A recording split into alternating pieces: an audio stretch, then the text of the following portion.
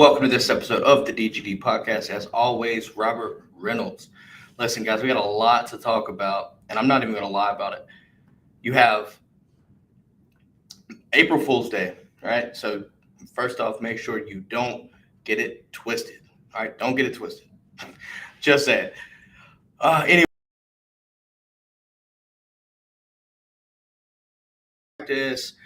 dogs in the NFL. We're going to talk about this. There's some stuff that happened over this week. Listen, I'm just saying it's going to be fire. First off, show is brought to you by DGD Podcast, though.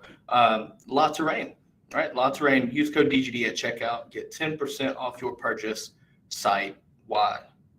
Also, make sure to tune in, check out the Discord, discord.gg/Bones Brigade, and Patreon, patreon.com/DGD Podcast. Drop some intel today. Check it out.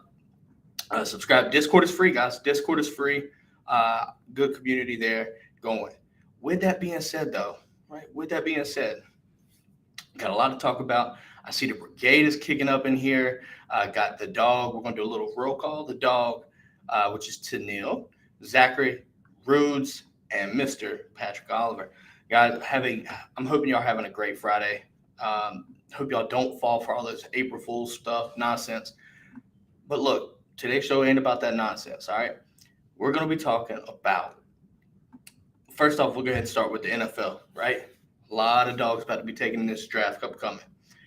But I'm telling you right now, it's going to be interesting because UGA is going to continue feeding the NFL with draft talent more than ever. And it's going to continue this way. And I want to start off by saying that, but my meaning by this. If you take the numbers from Georgia at the Combine in Indianapolis this year, I want to say, I don't think we saw it. Well, out of the main participants, Jordan Davis 4.78, Devontae Wyatt 4.77. You saw 4 threes. You saw 4 fours. Zeus Cook both low 4 fours. Pickens 4.47. Seeing the 4.3. Why does that matter? But what I mean by that is, look at recent pro days. You had Florida and Texas A&M, right, running their pro days. And listen, if you're a fan of chicken wings, you should have went there because there were a bunch of 5 flats. It's like you eating 5 flats all day. This is what it was. Just period what it was. Why does that matter, though, right? Why does that matter? It matters because guys are going to come to Georgia. They're going to, A, get developed. B, they're going to get in the best shape of their life, running as fast as they possibly can. And then they're going to go to the draft, and they're going to make millions of dollars. And these millions are more than what you're guaranteed on this NIL deal. This is the way it's going to be.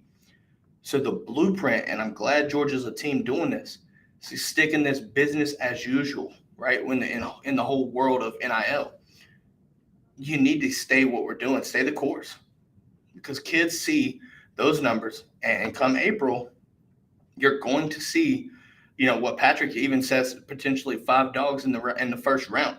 That's a possibility, and that's not a stretch. There is a good chance that could happen. So it's going to be interesting to see how this plays out. But I'm telling you right now, you thought Georgia's pushing out talent. Now, just wait. Just wait. The development is going to be key, and it's coming to Georgia. And this is the way it's going to be, and it's going to continue to be that way. But you're going to pump out more NFL talent now, and you're probably going to see, the monikers, the RBUs, LBUs, right? Who's to say that doesn't change to, D-line you? Ultimately, I'm not saying it is now, but I'm just saying it could, right? So it's going to be interesting to see how it plays out. But I'm telling you right now, UGA is going to continue to feed the NFL, but it's going to be pushing out a ton of talent. And comparing those numbers, right? Comparing the numbers based off of those numbers, the 40 times. Listen, Trayvon Walker, all these other guys killed it in all your testing measurables. That's just the way it was. Just the way it was. So you're going to sit there. You're going to see Georgia pumping talent in, and it's going to pay dividends because recruits look at that. Recruits will look at that. Patrick Oliver also says tight end you. Yeah, if Todd Hartley keeps it up, my goodness. I'm just saying. Just saying. But obviously, we're going to sit here and talk about some spring practice. We're going to transition over to the spring practice. And I think one of the takeaways from Kirby Smart's press conference after yesterday's practice was mentioning a Rick Gilbert, right? 265, 270 playing, and it seems like he's transitioned to tight end, right? I think you look at the weight, and honestly, where it is right now, he's still got some room to slim down, right? I think that's what's going to happen now. Whether he comes at like 240 or what, we'll see. But compared at one point when he came in at almost 300, that's a lot of work. So there's some work to be done there. But listen, with the possibility of him getting a lot of 1 reps and through the spring at tight end, we saw what happened last year with the development of the tight ends. Tight ends were utilized ridiculously compared to other places, it seemed like. Right? Brock Bowers was just getting target after target and just touchdown after touchdown. So, I was under the impression he would come in as a receiver, and he did. But it seems like Kirby's transitioning him back to the tight end position based off of the usage, at least for now. We'll have to see what happens, but I'm just saying, if he sticks at tight end, how do you guard that? How do you guard that? Because you're 13 personnel. We lived in 12 personnel. Who's to say if a Rick Gilbert stays at tight end, who's to say we don't live in 13 personnel? Let's be honest. You could honestly see that. Just saying. Patrick in the brigade, listen, Bowers is a monster. No sophomore slump. You're right. Rudes, also talking about the draft just a little bit ago, in his opinion, guaranteed at least 3 dogs in the first round, most likely 4. Now, we've talked a lot about these guys and who we think will be in the draft in the first round. And I think year 3, as Rudes attested to, you got to look at Devontae, you got to look at Trayvon, Jordan Davis. Definitely think you could see Nakobe in there at 4. You could honestly see Pickens or Seen, maybe both, right, to get you your 5/6. It's going to be interesting, though. It really will be interesting to see what happens. And obviously, look, you can tune in here, and we're going to talk about that as the draft when it comes, right? But we're going to talk about the draft as it comes later on down the road. But kind of going back to this Rick Gilbert, the possibilities and how much it gets your mind going, looking at the possibility of 13 personnel. I still think you see more 12 than you do 13.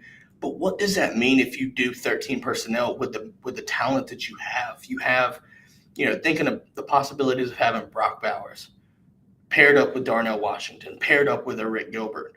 You still got Oscar Delp that's getting a lot of reps right now, obviously being a freshman, and the situation currently with the tight end depth. So he's getting a lot of reps too, and he's getting his feet wet very fast, right? Very fast. And that's what you need, right? Because we saw this last season. Guys were stepping up and putting into situations, and they stepped up, they made plays, ultimately to the tune of a natty, right? Think you're going to see that this way. It's Todd Monken's got his work cut out for him, and in a all the best way possible. How do you get these guys on the field, and what do you do with them, right? Do you see even more 13 personnel than normal? Maybe, And then if you're in the brigade, feel free to let me know what you think, and we'll discuss. But I'm just telling you right now, there's a possibility you're going to see a lot more 13 personnel. And especially if the receiving core, there's a ton of talent at the receiving position. But when you have that much talent at the tight end position, you can do a 12 personnel and rotate, keep guys fresh and constantly being threats. You have receivers, Arian Smith, CJ Smith can tear the top off of it. Dominic Blaylock, right? Dominic Blaylock can come in the middle where the void was, right? You got AD opposite. And Rudes, now that Rudes is in here, think the name, 13 personnel, the designation, the name doesn't matter. It's how they'll be used, and that is catching. Yeah, and honestly, that's scary, right? Because I love the possibility of seeing Darnell and a Rick Gilbert running up the seams, running in the middle, because they're 2 mismatches already. But then you got 80 outside. You've got Arian Smith, which is converting the top off of a defense. The potency of this offense, if things click, is scary.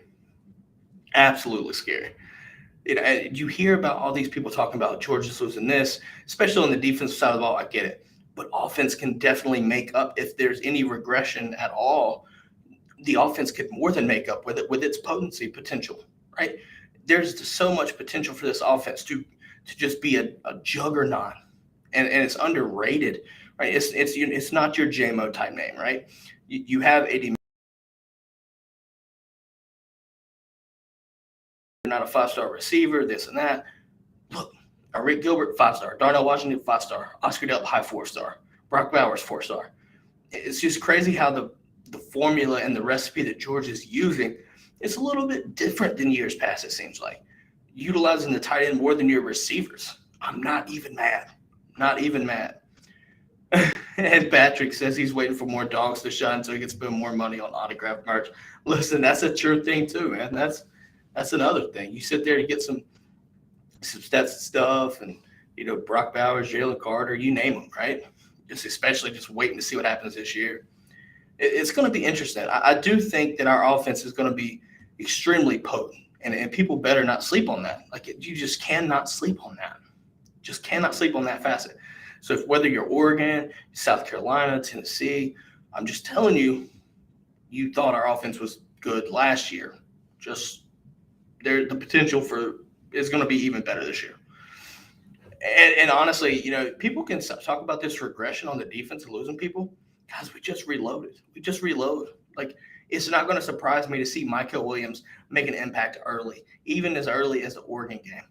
You could definitely see him making an impact. You could see Marvin Jones Jr. making an impact almost instantly. The amount of freshman impact players that have the potential to be that instant impact player is scary. It's scary. Because you're looking at Micah. Christian Miller ain't even on campus yet. And I guarantee you he's going to be an instant impact player. It's going to be downright scary. But I trust Coach Scott. I trust the whole coaching staff to get these guys ready to go come September. Period. Right? Come September, these guys are going to be hungry.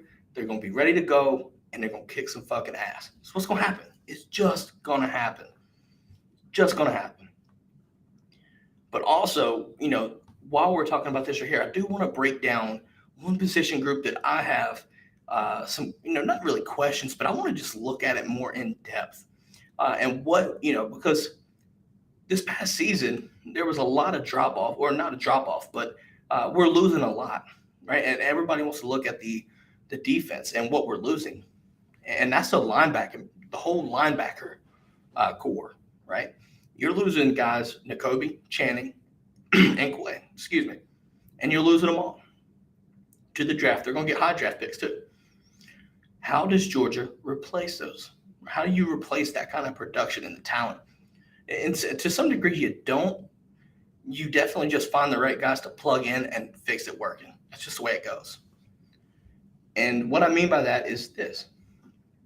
There's no question that there's too much talent, and I wouldn't say too much, but so much talent in the linebacking room. But you've got guys like Jonathan Dumas-Johnson that Kirby Smart called out yesterday as being a leader and stepping up and making plays. You've got Smile Mondon. You've got Xavier Sorey. You've also got Robert Beal coming back, sack leader from last year, coming back. Nolan Smith off the edge. I don't know if you really want to call him a linebacker, but you could. I don't see him playing the linebacker, but you can get where I'm going with this. He can drop back into coverage. We saw that against Florida. But Jonathan Dumas-Johnson, Smile Mondon,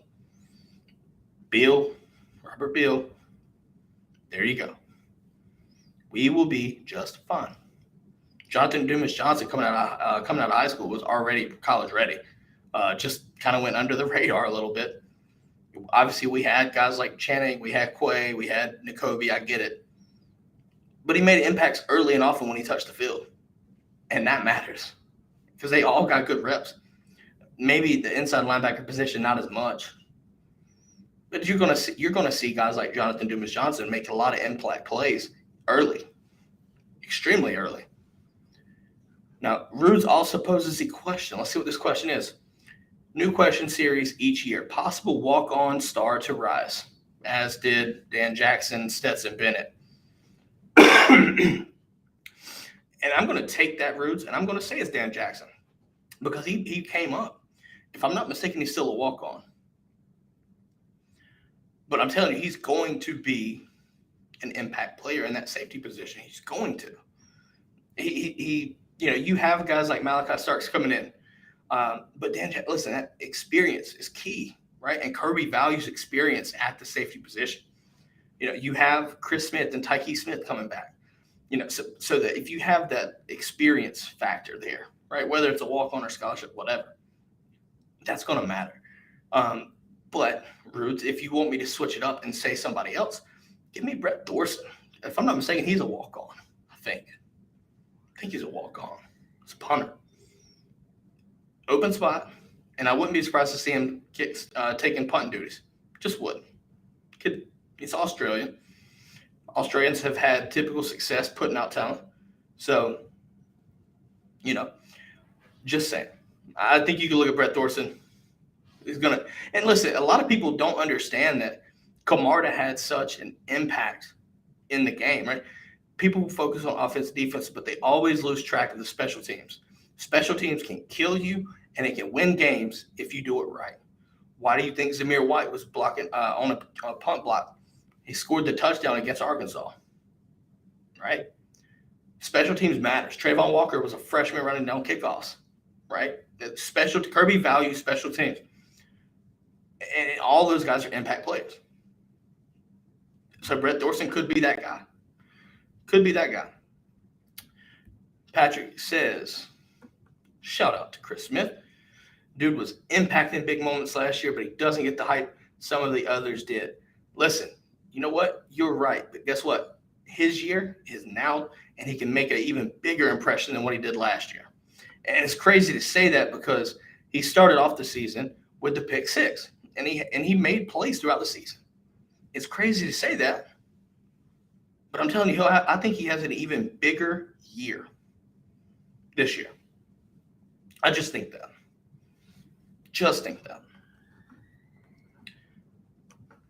Patrick can't wait to see him this year. Exactly. So we've talked a little bit about the linebacker room. Oh, Patrick also said, or Tanil, sorry, Tanil. Tanil also says all of our Smiths. Yeah, we got a ton of them. Got a lot of them. Look, we've talked about the linebacker room that I'm curious about, but I'm telling you right now, don't be worried about it because you lose all that, production. We've talked about a Rick Gilbert transferring over to the tight end. It's going to be interesting what Todd Monken does with this offense, whether it's more 13 personnel, whether you live in 12 personnel. I think there's so much tight end depth that you kind of have to, or you take the tight ends and slide them out, maybe like move Brock Bowers off the line. I think you'll see that, but we'll see about that. But I want to talk a little bit about the NCAA, and this one is for the brigade. And if you're in here and if you're watching this afterwards, feel free to comment. But I'm going to pose a question to each and every one of you. Which program out of these two will become prominent again first? The question being, or the answer, or the choices being, excuse me, I'm all over the place. USC Trojans or Miami. It's going to be interesting. And I'll tell you, I think it's Miami. I'll tell you why. On paper, Miami's coaching staff is insane. It's insane. A lot of talent, a lot of experience. And, both places are in, fertile grounds, but there's nothing like South Florida in that area if you're able to recruit it. Both teams are in somewhat weaker conferences. Miami would have to go against Clemson, Oregon in the Pac-12, and even Utah at this point based off of last year. But I'll tell you something that I think Miami's going to have over USC to get them back, and that's defense. It's defense. Lincoln Riley can put up all your recruits offensively. There's no question. When he was at Oklahoma, listen, he didn't necessarily build anything, right? He didn't build anything. Definitely maintained what Stoops had left him, but he didn't build off anything, did he? Cristobal at Oregon, you could say he helped. He didn't maybe. I guess you could say he kind of built something or at least maintained it, right? But you take Miami's job, and Miami, with Cristobal, listen, he's at home. He's at home, and I know Oregon fans are upset that he left, and they're happy that they got Coach Lanning, and I'm happy for them too. South Floridian, I think he's going to thrive better, and he's going to be able to recruit the defensive guys that are going to help Miami get to the ACC championship and potentially even win an ACC championship. And if you do that and they play the right way, there's potential for the playoffs, right? I want to see consistency, though. You look at the Pac-12, USC, they'll probably win most of the games. Could be fighting with Oregon for, Pac-12 championships. Fair. But I think if you look at the way the ACC is, there's a little bit more difficult, rough terrain for Miami to navigate around. But I think Cristobal is the right coach for that place to bring them back where they need to be. And he can do that, I think, arguably as fast, if not faster, than Lincoln Riley out west. So with that being said, we're going to turn it back over to the brigade. Roots thinks Miami. Cristobal has a solid staff and experience. Worried long term, however. And I get that as well.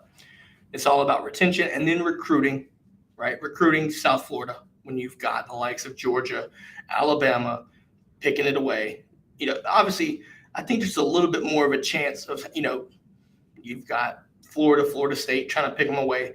There's so many schools picking at South Florida and that are relatively close. Whereas California, you're still getting guys getting picked away, but it's just not on that level.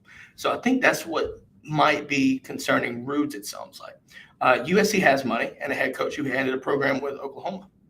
Yeah. Cristobal does, however, know how to rebuild a program, as Roots said as well.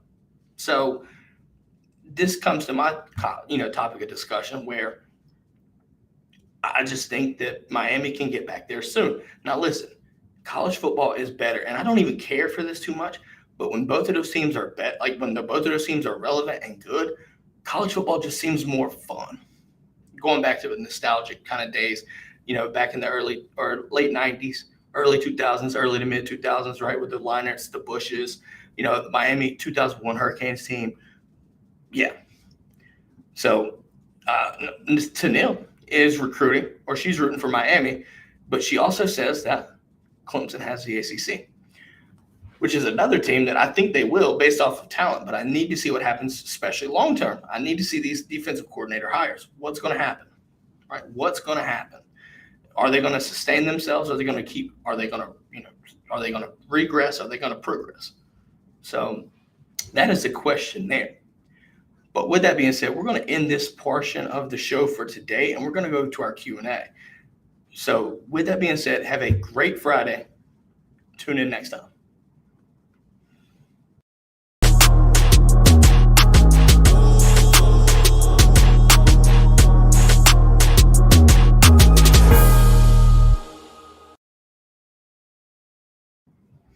And we are back. Brigade, thank you so much. That was fun. Now is the time for Q&A. So if you have comments, if you have questions, feel free to post them in the chat, whether you're on Twitter, Facebook, YouTube, Twitch, doesn't matter. Tune in your questions. We will discuss accordingly. I'll tell you this, though. I've seen a lot of April Fool's Day jokes, but I think probably the most realistic, and I don't even think it's a joke, is Auburn football. Just saying. There's no such thing as April Fool's Day for them. Just saying. Patrick asked, biggest impact player overall this year. That is tough. If I go defense, I think you see Jalen Carter. Obviously, I think his potential is through the roof. There's arguments him going top in the draft next year. listen, he's just too damn good, man. He's just too damn good, really. But on the offense, I think it's gonna be Kenny McIntosh. Like, I love both of our running backs, the 1-2 tandem. I do. I love Kendall, what he does. I love Kenny, but Kenny just has that, like, the true uncertainty around him. Like, Kendall, you kind of predict he's more of a runner, but he can catch. Kenny, you just don't know what you're going to get out of him. Like, you don't know if it's going to be a pass. You don't know if it's going to be anything. You don't know when he's in. So to me, that's going to be interesting, right? That's going to be interesting to see. I think those two could be your impact players overall. Your biggest, one on offense, one on defense. Yeah, and honestly, I think you look at a situation where, you're probably going to see somebody else, right? If honestly, Patrick, to kind of go even further in, I think if we want to go freshman, right? If I want to go freshman impact player, give me Michael Williams. Give me Michael. That's overall. I think Michael's going to come in and make an impact almost instantly. It's just too damn good.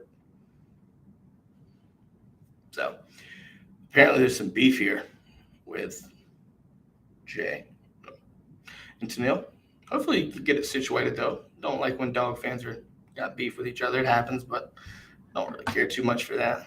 Hopefully everybody gets everything squared away.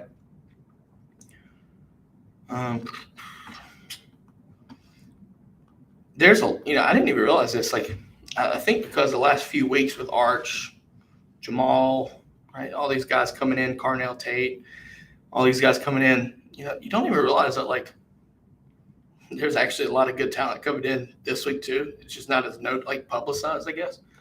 But there's a good list of people there, and I'm curious to see. Like, I think one that I mentioned on the Patreon though, Deuce Robinson.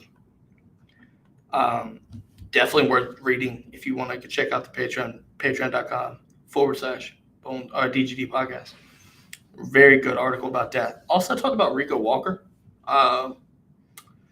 Rico, I'm telling you, Rico, I would love to have him in this class as an edge rusher / outside linebacker prototype. 6'4", 230, right? I think fit the edge a little bit. I'm telling you right now, I think if he were to come to Georgia, he would have a good spot and fit in with his defense. Definitely, you can look at it like a linebacker situation. I don't know what Georgia would do with him. Definitely can get after the passer. And he's got good ball skills. So, maybe you take him as an outside linebacker and, obviously kind of rotate him in and let him rush the passer, but also drop back into coverage. And I think he can cover well too. So, you look at it kind of like a Quay Walker body type, right? So unless he puts on weight at the next level, then you could see him as, edge rusher. But it would be interesting. No worries, Tanil. No worries. Yeah, Patrick already read the article, so he knows exactly what I'm talking about. This is just going to be interesting there.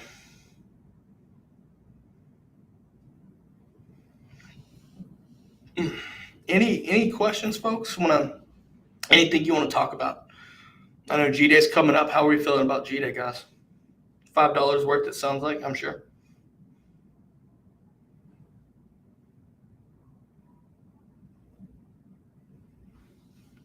I'm just curious what people are thinking, what they're wanting to hear. Juan could not make it today. Some stuff, personal stuff. So not going to get too far into that, Pat, but it's personal stuff, man. Just letting him handle some stuff. So he should be back Friday, I would think. I would like to hope. Let's see. I think I'm trying to look at some stuff here. Let's see. D lineman James Smith out of Alabama making a return trip to Athens. Should be fun. Christy, hello. Looks like a first-time brigadier. So welcome to the show. Welcome to the brigade, Christy. Like I said, we're in the Q&A section here. Tanil's trying to get healthy. Hopefully you get better, Tanil, so you can go get some go to G-Day. Or at least another game. Oh, you got 4 tickets. Nice. 4 tickets. I mean, they're cheap. So, I mean, it would be fun to watch. I'm expecting that place to be wild. You would have to think it would be, right? 1 o'clock. I want to say what is it, ESPN2, I think it is, or something. Ooh, okay. Patrick says he saw where Arch said Athens was the best atmosphere he has seen in a college town. Listen, I think everybody can agree Athens is a perfect college city, right? Because you've got, let's see, if you're looking at Arch, you're looking at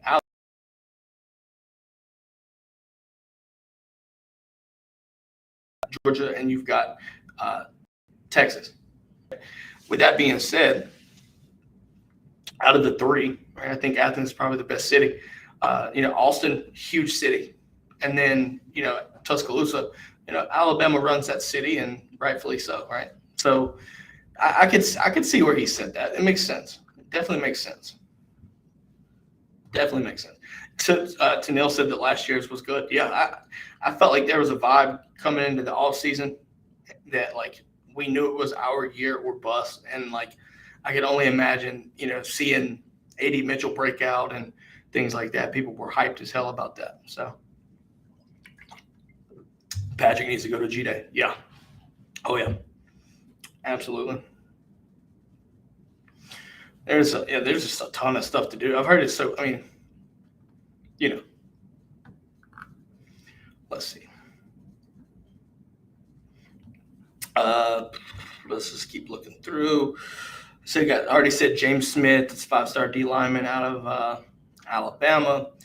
Oh yeah, that's right. Jonel Aguero will be in town as well, staying through Sunday. Look, that's a big name. That'll be a big time name, actually. Probably one of the bigger names in my opinion. So, we'll see how it goes. Any more questions? Give it one more chance for anybody's questions, comments before we wrap this thing up. Anybody got questions? I'm sure you do. Don't be shy.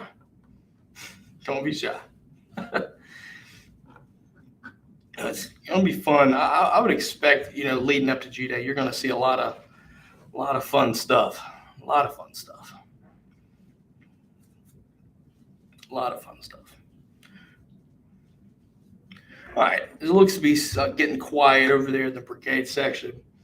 Guys, we'll be back on Monday. We'll talk a little bit about I'm expecting probably talking a little bit about spring practice. There's a scrimmage Saturday, so keep in mind for that. So we'll try to get some information there, see what happens, if we can get any information out of that. Also, if you're familiar with it, LT Overton announces at 3:00 today, ESPN2. I'm expecting, if I had to make a call now, I think it's A&M. Listen, a package deal just isn't what Georgia wants to do. So, in my opinion, I don't think the good guys are going to finish this one off here. I think that it goes to A&M. I think it's down to A&M and Oregon probably. So, like I said, I think he goes to A&M. Probably just talk a little bit about Monday. We'll talk a little bit more about that. The scrimmage. We'll talk about how the visits went if we get any information out of that. And just hopefully chit chat. You know what I mean? With that note, though, guys, have a great Friday. Enjoy your weekend, and go Dogs.